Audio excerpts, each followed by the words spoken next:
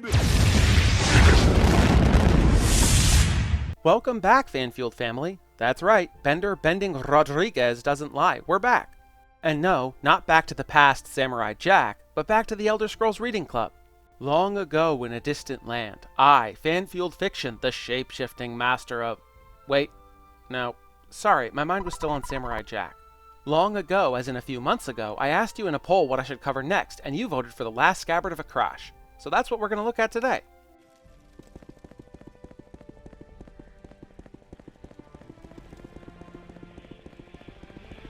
For several warm summer days in the year 3E407, a young, pretty Dunmer woman in a veil regularly visited one of the master armorers in the city of Tyr. The locals decided that she was young and pretty by her figure and her poise, though no one ever saw her face. She and the armorer would retire to the back of his shop, and he would close down his business and dismiss his apprentices for a few hours. Then, at mid-afternoon, she would leave, only to return at precisely the same time the next day.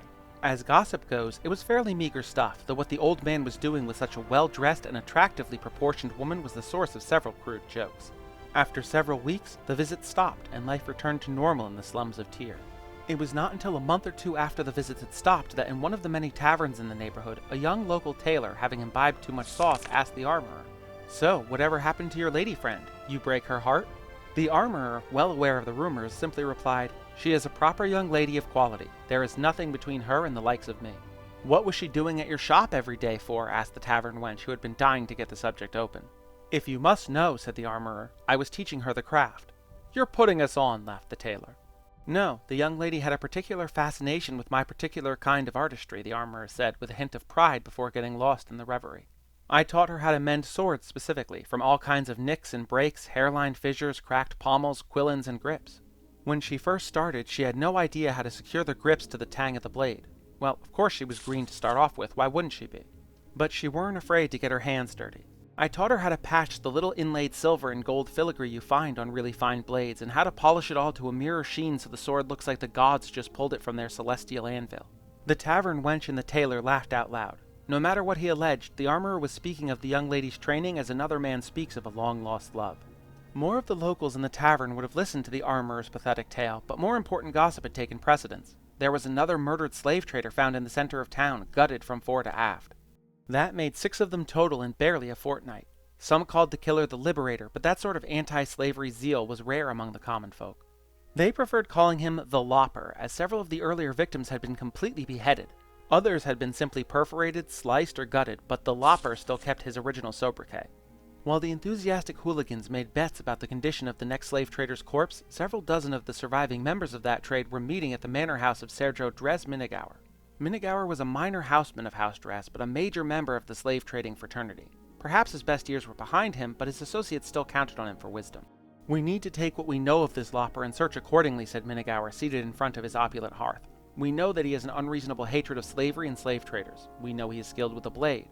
We know he has the stealth and finesse to execute our most well-secured brethren in their most secure abodes. It sounds to me like an adventurer, an outlander. Surely no citizen of Morrowind would strike at us like this." The slave traders nodded in agreement. An outlander seemed most likely for their troubles. It was always true. "Were I 50 years younger, I would take down my blade Akrash from the hearth," Minigauer made an expansive gesture to the shimmering weapon, "and join you in seeking out this terror. Search him out where adventurers meet, taverns and guild halls, then show him a little lopping of my own." The slave traders laughed politely. "You wouldn't let us borrow your blade for the execution, I suppose, would you, Sergio?" asked Cerrone Jealous, a young toadying slaver, enthusiastically. "It would be an excellent use for Akrash," sighed Minigauer, "but I vowed to retire her when I retired." Minigauer called for his daughter Pelaya to bring the slavers more flint, but they waved the girl away. It was to be a night for hunting the Lopper, not drinking away their troubles. Minigauer heartily approved of their devotion, particularly as expensive as the liquor was getting to be. When the last of the slavers had left, the old man kissed his daughter on the head, took one last admiring look at Akrash, and toddled off to his bed. No sooner had he done so than Pelaya had the blade off the mantle and was flying with it across the field behind the manor house. She knew Khajiit had been waiting for her for hours in the stables. He sprung out at her from the shadows, and wrapping his strong, furry arms around her, kissed her long and sweet. Holding him as long as she dared to, she finally broke away and handed him the blade. He tested its edge.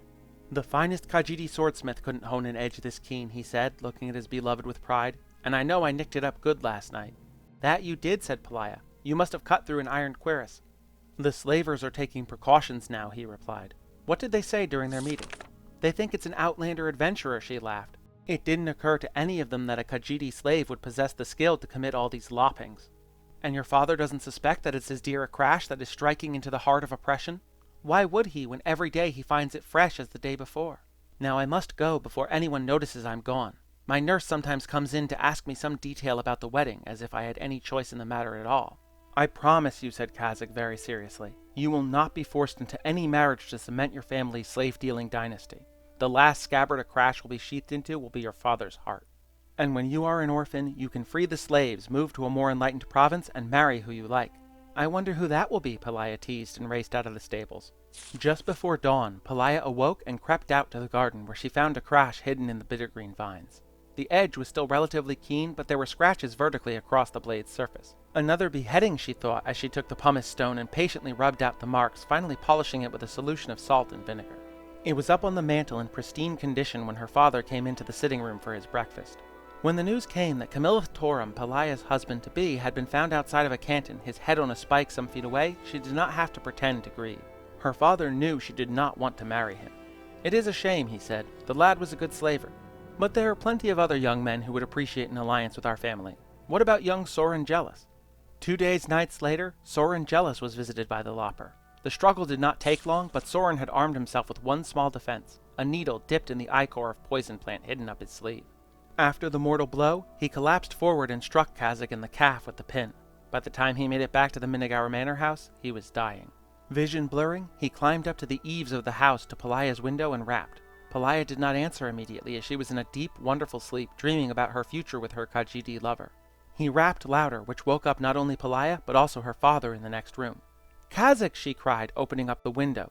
The next person in the bedroom was Minnegower himself.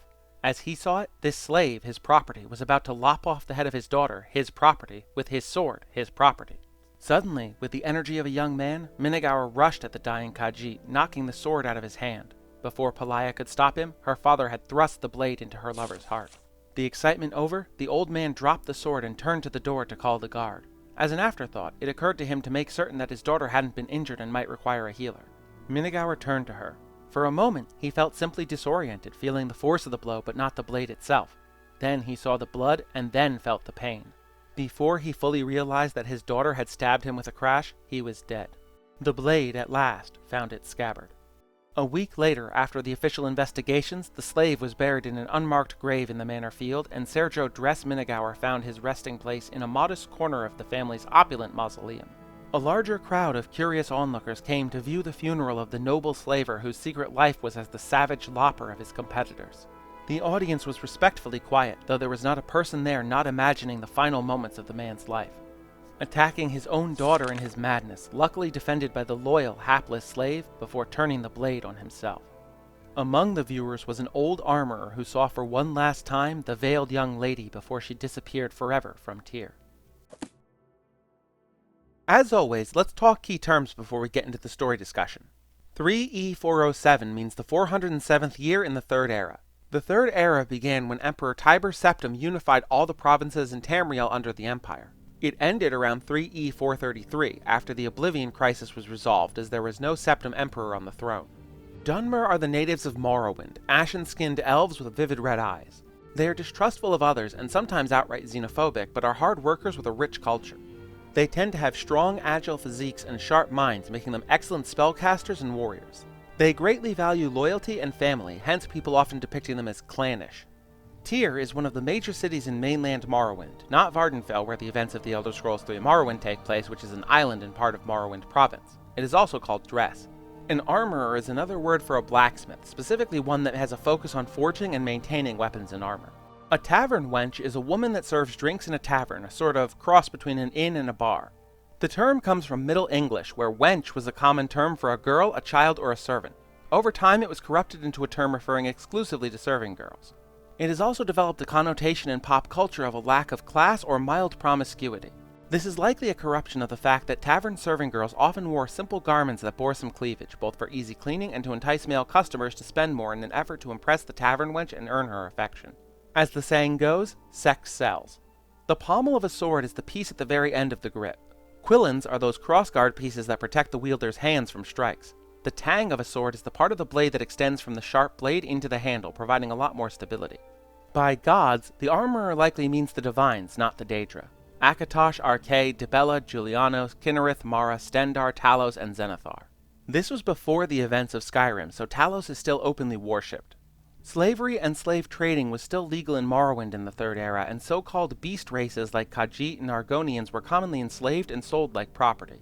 Serjo is a term of respect used for nobility or positions of power or authority. It's similar to Sir or Lord. House Dress is one of the great houses of Morrowind, clans of greatly influential people. Dress, Redoran, Telvanni, Sadris, Lalu, Indoril, and, long ago, House Dagoth. Flynn is an expensive alcoholic beverage from Cyrodiil, the seat of the Empire. It's described as being much like whiskey and was very popular in Morrowind. Khajiiti is the adjective form of Khajiit. Khajiit are the catfolk of Elsewhere. They tend to be quick, agile, and very martially skilled. This leads many to become monks and martial artists of many different walks of life. There are many different racial differences based not on the genetics of the parents, but rather the phase of the moons when the Khajiit child was conceived. The Khajiit we see in the Elder Scrolls III Morrowind are all of the first stock Suthe Rot, which have digitigrade footpaws. It's likely that Khazig here is a Suthe Rot as well. Cuirass is simply another word for a breastplate and backplate armor. Bittergreen is a plant that grows pervasively in Morrowind. The leaves can be eaten if boiled, but are highly toxic raw. So let's talk about the story itself. It's a fairly simple tale, really. A slaver's daughter is secretly an abolitionist and is in love with a Khajiit slave. The message in the story is how going about things in a violent way can lead to tragic endings. Khazig chose to take the identity of the Lopper and murder slavers in the night. Because of this, when Serjo Minigaur saw Khazig return holding his own sword, Akrash, he thought Khazig was trying to kill Pelaya and in turn killed him. This of course led to the man's death by his daughter's hand because her father had just killed the man she loved. Don't get me wrong, I'm not saying that this story could have really had a happy ending. Minigaur was a horrible man, a slaver. Had Pelaya told him she was in love with Khazig, he likely would have had Khazig executed on principle. But going around and murdering people to change an institution? It may work, but your soul won't survive the process. And maybe that was okay with Khazig. Maybe, in his mind, his death was a small price to pay to help change Morrowind's minds about slavery. But I guarantee you that Pelaya did not agree. She would have much preferred to live a happy life with her beloved far away from her father and slavers. Maybe that would have been the happy ending, them running away to Cyrodiil or elsewhere and never looking back. There's a very famous Confucian proverb: when you set out on a journey of revenge, dig 2 graves, one for your enemy and one for yourself. By choosing to avenge his enslaved brothers and sisters, Khazig dug those 2 graves, one for the slavers and ultimately one for himself. This story bears a bit of similarity to actual events in-game. Ilmeni Dren, one of my favorite characters that really should have had a full questline around her, is the daughter of the Duke of Morrowind, Vedum Dren. She's also one of the most outspoken anti-slavery campaigners in Morrowind and the leader of the Twin Lamps organization, which endeavors to help escaped slaves return to their homelands. In fact, if you free enough slaves, they'll often say things like, "I do not know if they truly exist. I have heard they help escaped slaves return to Elsewhere." While Ilmeni Dren doesn't seem to have any romantic affiliations with slaves, she is the daughter of a powerful individual and works behind the scenes to help end slavery. This is a sad but entertaining story. It is a skill book and will improve your armorer skill by 1 point when read. It can be found in 4 guaranteed locations. The first is in the home of Dundera Solaro, a smith in Aldrune. Next is in Adnud Nabia, a Daedric shrine east of Sadrith Mora. Third, in Darius Manor, but only if the player joins and progresses through the House Redoran questline. Finally, there's a copy in the Velis Ancestral Tomb, southwest of Telecera. The book also appears in Oblivion and Skyrim. So that's The Last Scabbard of Akrash. Have you ever found and read this book? What do you think of it? Did I miss anything important? Let me know your thoughts down in the comments. Thank you so much for watching. I love this series, and I'm really sorry I had to take a break from it, but that enormous video I did with Aki was about 3 migraines and a kick to the nads worth of pain to get done. I needed to give it as much attention as possible to get it done on time. From now on, I'm going to try to have an episode of the Elder Scrolls Reading Club every other week. If you want to support the channel, the best way you can do that right now is just clicking that subscribe button, leaving a like, a comment, sharing the video. If you want to watch the whole Elder Scrolls Reading Club playlist, click here. Or click here for that big video that put the series on hold. Thank you again so much for watching, and I'll see you in the next one.